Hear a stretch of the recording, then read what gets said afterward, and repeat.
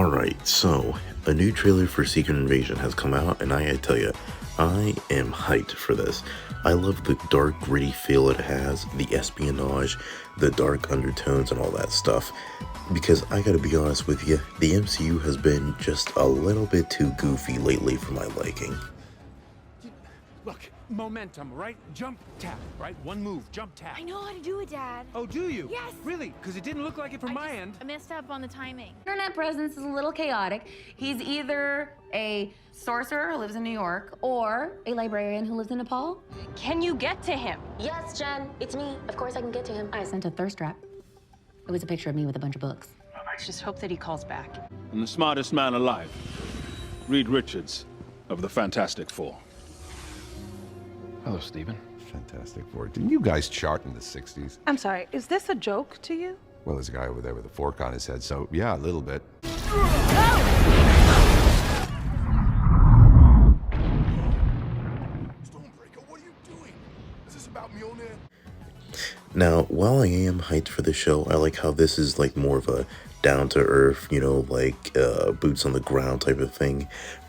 My problem with this is that, I feel like it's kind of taking away, because the thing about Secret Invasion, and what's cool about it, is we get to see, over time, how heroes, villains, and all sorts of types of powers have been taken over by the Skrulls. Which isn't to say that this is going to be bad or anything, it's just that with a concept like this, I feel like either you can't do this in the MCU, and what I mean by that is, one, you need to have build up and you need to be structured over time, and the MCU cannot do this. First off, we already have Kang being built up for this, because I'm sorry to say this, but the Skrulls can't be just a one TV show or a one face type of thing. This needs to be built up over time.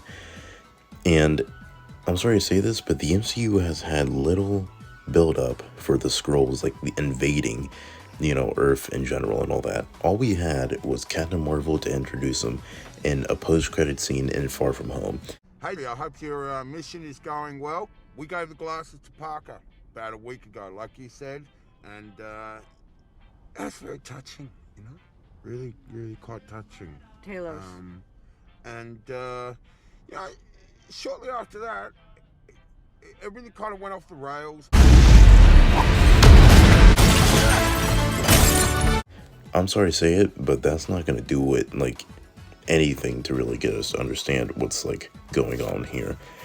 And the major thing is, where are, the Avengers or anything like that, Because I understand of, with actors and all this stuff, you can't get the full cast of characters and all that.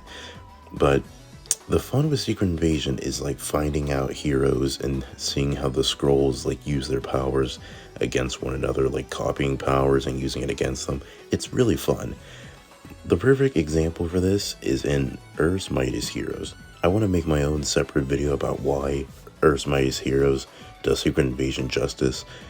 I'll probably save it for, whenever the show's about to come out. But the point is that with Secret Invasion in Earth's Mightiest Heroes, we have a slowly built up over time when we get to see different factions being invaded, like the Avengers, the Fantastic Four, S.H.I.E.L.D., and whatnot.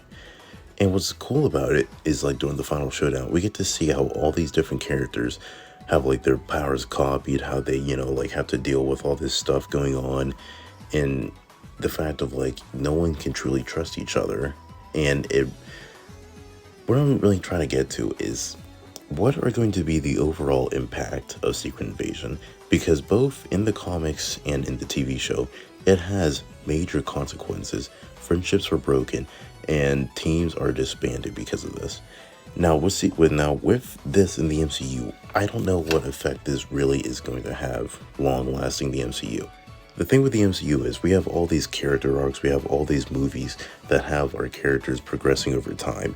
And if one of these movies just have one of them be a Skrull, it would basically ruin their character, and the audience wouldn't understand it. And what's bad about it is that with that, we have to have these background characters, and I So with that, you need to have these background characters basically be the Skrulls that, like, you know, like wouldn't really amount to much.